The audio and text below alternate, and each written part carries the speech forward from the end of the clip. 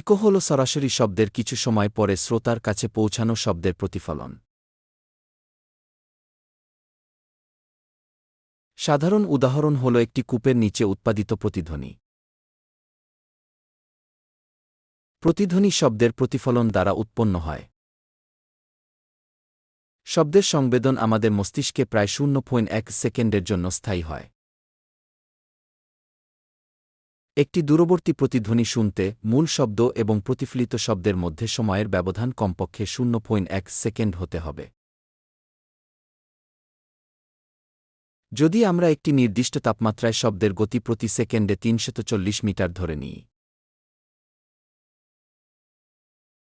ধরুন বাতাসে 22 ডিগ্রি সেলসিয়াসে শব্দটি অবশ্যই বাধায় যেতে হবে এবং 0.1 সেকেন্ডের পরে প্রতিফলনের সময় শ্রোতার কানে ফিরে যেতে হবে। সুতরাং উৎপাদন বিন্দু থেকে প্রতিফলিত পৃষ্ঠ এবং পিছনে শব্দ দ্বারা অতিক্রম করা মোট দূরত্ব প্রতি সেকেন্ডে কমপক্ষে 344 মিটার হওয়া উচিত, into 0.1 second is equal to 34.4 মিটারের সমান।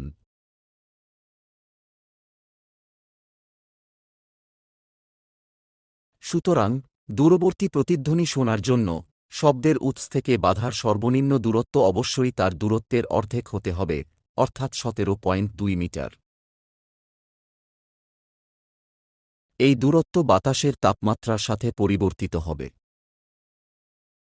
ধারাবাহিক বা একাধিক প্রতিফলনের কারণে প্রতিধ্বনি একাধিকবার শোনা উচিত।